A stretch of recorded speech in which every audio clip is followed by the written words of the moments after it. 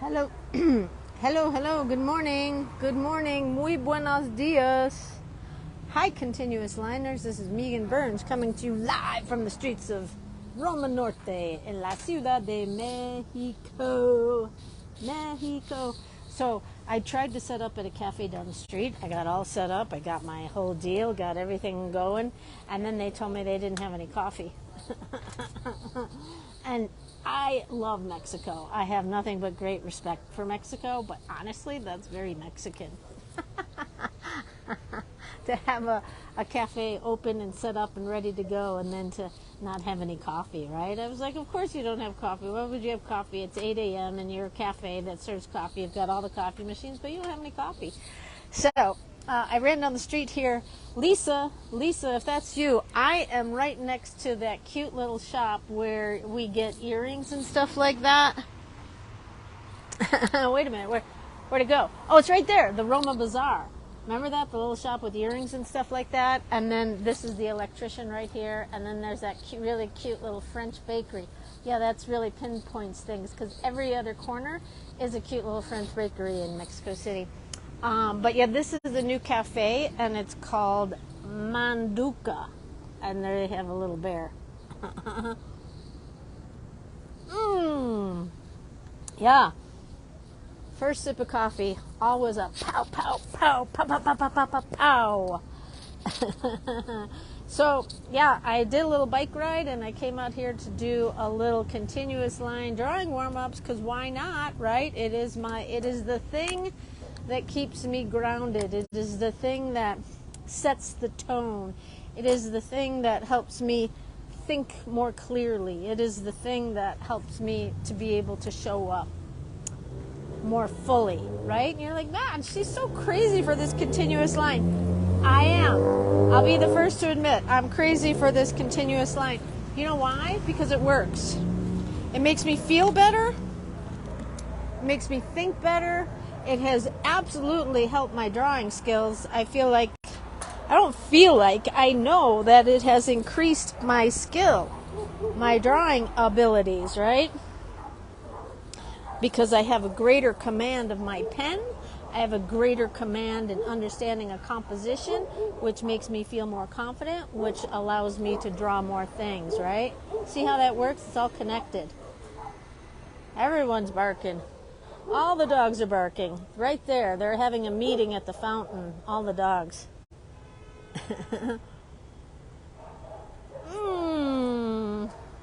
Okay, now I'm sweating. Second sip of coffee and I'm sweating. All right, get your ballpoint pen and get yourself some copy paper, because we are doing some line warm-ups. I'm going with a diagonal one today. Just because it's Wednesday. Diagonal Wednesday, right? Boy, it is the rainy season here in Mexico City, which is, let me get my binder here. Super nice. Every morning is super fresh. All the streets are clean. It's a little chilly. I had to wear a scarf around my neck. I love that, right? I want to live in a city where I have to wear a scarf around my neck every day, right? I really do. But right now the whole world's on fire, so I guess that those opportunities are lessening. Not to jump right into the grimness of the realities of the world, but there's a lot of fires out there, right? I mean, my goodness, what are we going to do about all this? What are we going to do about all this? I mean, aside from not throwing lit cigarettes out your window into a dry field, what can we do, right? I don't know. I look at all that. And yes, of course, the news shows us the worst of the worst, right? Italy's on fire. Sicily's airports are shut down. And so what do you do with that, right? Well, I read it, right? I like to know what's happening out there. And then I'm like, okay, what do I do with that? Well, I go for a bike ride. I do things physically to feel better. I go for a walk. I don't have a dog to walk anymore, but I will again. So I go for a bike ride, right? I get up early. I toss that phone aside and say, man, leave me alone. Although I have the phone with me. And then I draw. Right now I'm doing a continuous line warm-up, which means I'm not drawing anything. I'm just drawing lines. I'm putting lines on the page. Just some copy paper, cheap copy paper, and I do this because it doesn't cost a lot of money. A cheap big pen and some copy paper, and I put it in a book with my logo because I can. And then that is my go-to, right? Like a lot of people have a thing that they read in the morning. A lot of people have a practice that they do in the morning. I mean, in this day and age, you gotta do whatever you get. You gotta do something to like get yourself grounded and make sure you don't get consumed by the chaos, right? Because there's a lot of chaos out there. What did I hear this morning about Los Angeles? You know, Los Angeles is 3 days away from, like, if something happens where there's an earthquake, they're literally 3 days away from not having any food. And then that's going to cause rioting and great. I'm like, okay, do I need to know this right now? And then I'm like, 3 days? That's kind of freaky, right? 3 days is all it takes for everything to erupt into, like, absolute disaster. And I'm sure it's the same here in Mexico City, although I feel like Mexico City has a good connection to, like, the whole rice and beans thing, right? Like, if something happens, everyone knows where to get rice and beans.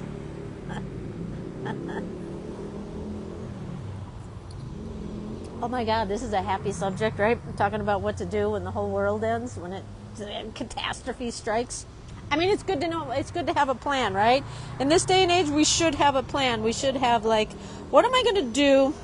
My thing is, like, I wonder if the buses will be running if things hit the fan here in Mexico City so I can get out to Cañada de la Virgen. Will the buses be running? That's my plan, right? I'll grab my phone, because what else do you need besides your phone? Oh, maybe some paper and a pen. My computer. I mean, honestly, I've had so many times in my life where I've lost everything. I've lost all my worldly possessions, lost everything, right? And it's totally scary the first few times, but now I'm sort of at this place, I'm like, it's stuff. It's stuff, right? I certainly have lost some momentums over the year and some, you know, things that I wish I would have had. But honestly, it's nice to be free of the stuff. So I can move to a new place and start gathering new stuff all over again. But I do keep it pretty light. I live in a very tiny apartment. There's not much space for more than me and my Zoom room. My kitchen is literally, everything can be reached to from standing in one spot. Refrigerator, stove, sink, it's all right there. Only one person can be in the kitchen at a time. And I like it. It's very compact and it works for me. And it keeps me from keeping a lot of stuff. But the thing about that is I can't even have a visitor because I have no room for a visitor. That's all right. I don't really have a lot of visitors. I'm here in Mexico City. Ow! I feel like I just got bit by something. I'm here in Mexico City. I came here for a reason. I came here to become illustrator and to draw the city and to become a more skilled artist, and Mexico City completely has delivered on that front. It's an amazing city. The architecture is like no other. And you know, the weather's pretty good year round. I mean, I'm from Chicago. I got Chicago in my bones for sure, but it is kind of nice not to have to go through 7, 8 months of BS, if you know what I'm talking about, right? That whole, like, throwing on the coat and the boots, and then you get salt on everything, and then you got your dog, and your dog gets salt, and everything's freezing. Oh my God. I love Chicago, but yeah, I don't want to live there, right? So it is kind of nice being in Mexico City because the weather is so delightful.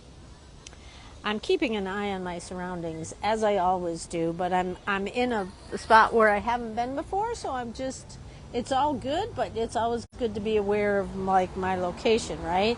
It seems like there's everywhere you go, everywhere you hear about, there's always been petty crime. Petty crime has always been a thing, no matter what, right?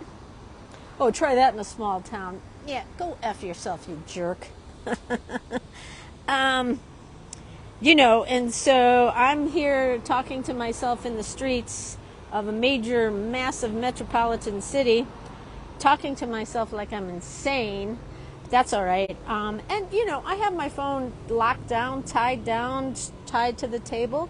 But, where there's a will, there's a way. Everything here is locked down, tied down. So I'm just being... I'm usually a little bit more protected, and I'm kind of just out in the streets here. In Roma Norte, beautiful Roma Norte, where the architecture is just fascinating. The best cafes, some of the best cafes are right here in Roma Norte. Beautiful fountains with naked Greek gods and stuff. There's the very popular oyster bar right there, Dulcena. I haven't been there, but people are crazy about it. Here's the very popular pizza place, Pizza Felix. Oh my God, they're standing out the door. It's still not as good as Chicago, but every night they're standing out the door. They have a wonderful kale salad, I will say that. And then right behind me is my Hotel Milan, which is the hotel that I do my workshops in. I was going to launch a workshop in October, and I just decided I don't want to. People have a lot of fear around Mexico City, and until I know people are interested in coming to Mexico City and doing a workshop, it's a fascinating city, and I think every person who loves to travel sketch, urban sketch, should absolutely come to Mexico City, because there's nothing like it. Beautiful city, beautiful, and I have a beautiful itinerary.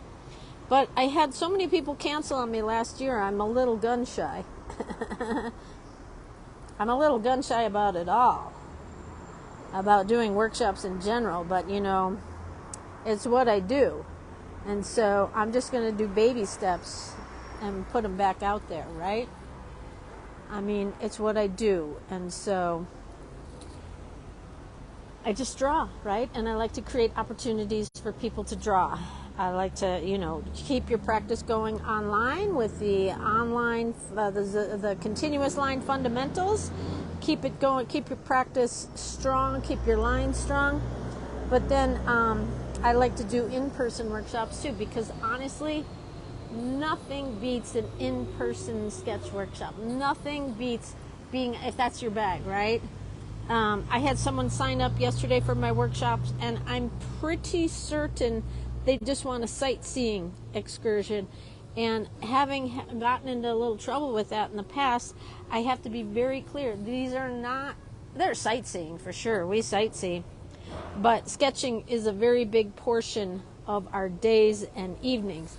And if sketching is your bag, my workshops are the tops, right? Without costing the farm. Right? You see the prices on some of these workshops these days? Thousands and thousands of dollars to attend. I'm not knocking it. That's the prices of greed. No, it's not even that. Travel's more expensive, gas is more expensive, hotels are more expensive, right? So some of these workshops are very pricey these days, and that means that they're only open to a select few. I mean, you could say the same about my workshops too, right? They're not super expensive by any means, but they're not a monthly sketch class, right? So it is a little bit of an expense for sure, right? But it's an amazing experience. It's immersive, it's cultural, it's gastronomical, it's historical, it's hilarious, and it builds your sketching skills, right? Especially in Mexico, where there's just so much color, chaos. The life in Mexico, in each Mexican city, I haven't been to them all, so I can't confirm or deny, but honestly, it's life is lived out in the streets in Mexico for the most part, right? I'm on my way to San Miguel tomorrow. San Miguel has very, very vibrant outdoor, it's not Zocalo, what do they have there? The Jardín, right? Life happens in the Jardín. the celebrations, the whole deal. Festivals, all happens in the Jardín. It happens elsewhere around town. But, same with Mexico City. It's different. They don't have the cultural things like San Miguel. But life is definitely lived out in the streets. I mean, everyone eats out in the streets. Everyone is drinking out in the streets. I'm drawing out in the streets. I'm thinking about where would I move to if I were to leave Mexico City. Because I love the bike riding here, I can ride a bike everywhere, anywhere. Well, not anywhere, but their bike, like their bike rental thing program is $30 a year. My God, I spent that in one day on a bike rental in Chicago, right? I mean, it's just the way it is. So it's $30 for a yearly bike rental, the city bikes, right? And that is my transportation, and it takes me everywhere, right? And there's parades out in the street, there's music in the street, and there's big cultural events happening here. And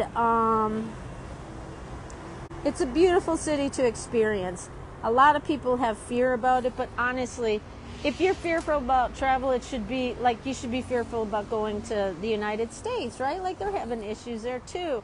Every place is going to Europe. I just saw this morning a couple is still going to Greece because that they've made these plans, and that by God they're going to stick with their plans, even though the whole country's on fire. They're like, well, we'll just stay in our hotel. I mean, that's like without even thought or concern about like the people who are perhaps working at the hotel or supporting the hotel. I mean, everyone has their own deal. But like this whole thing, I'm still going even though the whole country's on fire. All right, you do you. So how did I get on that? How did I get to complaining about American people again?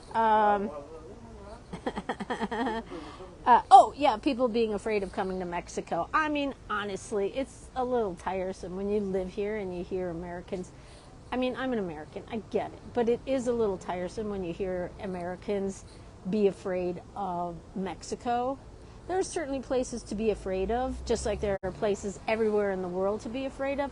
And, I can't really blame Americans, right, who've never been to Mexico and don't understand what a beautiful place it is. But really, the media does do a number and just really ups the... a lot of people think I'm just living in that show Narcos and doing drug deals in the streets, and I'm not. I assure you I'm not. I'm usually at home as the sun sets, and I go out in the morning, I do my bike ride. It's beautiful, right? If you're not looking for trouble, you can say that about anywhere. If you're not looking for trouble, it's a great place to live, right? If you're looking for trouble, you may find it. All right? So, so I was saying that I know people are afraid of Mexico City. Honestly, you just mind your P's and Q's like you would anywhere. And traveling to Mexico City is one of the coolest things in the world, right? It's, comparatively speaking, it's affordable. And the museums are off the charts museum. The food is amazing Mexican food. And I've heard people say world-class food in Mexico City. And that I don't know that I agree with, only because being from a city like Chicago, which truly has global cuisine, food from everywhere, Mexico, for whatever reason, doesn't seem to do... Now, I haven't been everywhere, right? And I don't go to all these big fancy restaurants. But I've heard people comment about this too. There's not a lot of great options for ethnic cuisine, other ethnicity cuisine. There's certainly some, but I don't know why that is.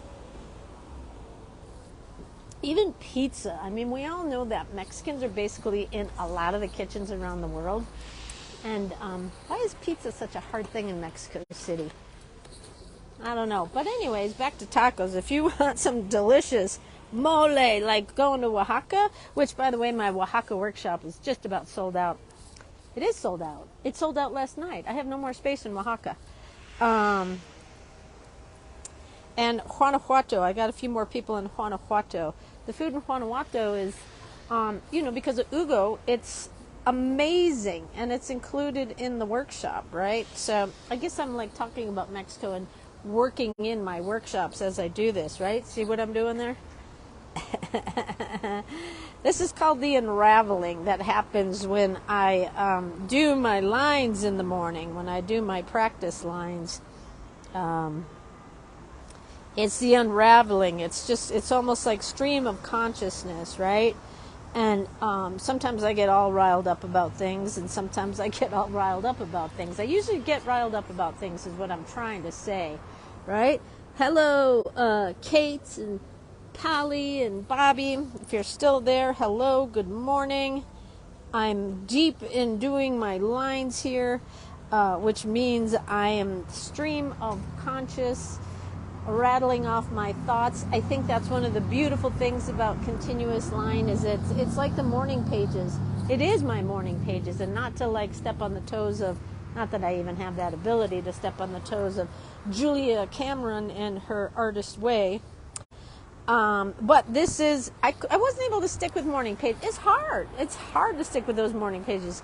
I mean, if that's not your shtick, right? But, so writing 3 pages longhand, continuous line, by the way, is an amazing practice, but I just turned it into my lines, my continuous lines, and then I have like a stream of unconscious thoughts where I'm just sort of unwinding the chaos, and freeing up some space so I can think clearly, so I can maybe solve some problems, I have some problems to solve. We all have problems to solve, right? I have some decisions to make. We all have decisions to make, right? And so what is it that helps you to be able to solve your problems better, to make you think better? Do you have do you do yoga? Do you do running? Do you do gardening? Do you do drawing? Do you do continuous line drawing? What do you do to help you do your thing?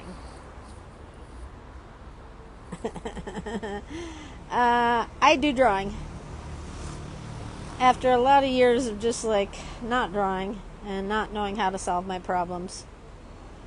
I guess that comes with age, right? At least I like to think it does.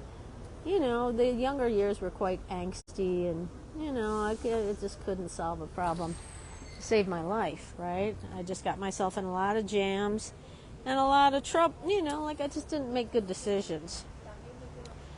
And I'm not saying it's perfect now by any means, but I am quite happy having a continuous line practice and how that has benefited me in my thinking, in my productivity, in my meditation, yoga, walking, and sketching. Yeah, and arts for sure, right? Meditation.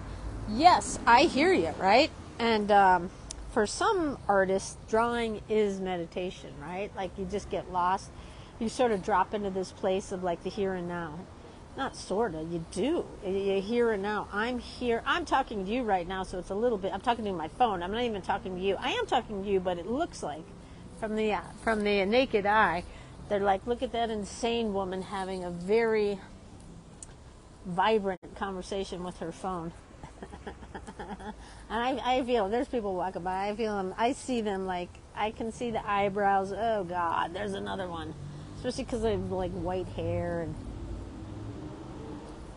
there's another digital nomad idiot raising our prices, causing gentrification, causing all the problems, right? I mean, I feel the tension for sure.